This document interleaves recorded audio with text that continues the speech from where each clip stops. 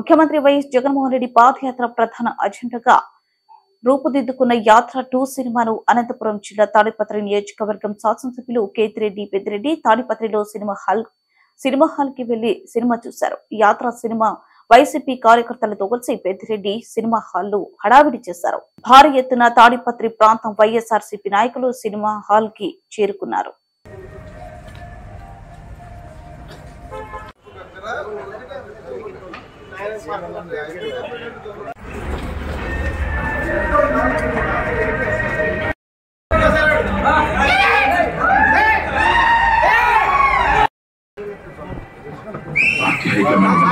మేము వచ్చిన విషయం ఏంటంటే we have a list of candidates.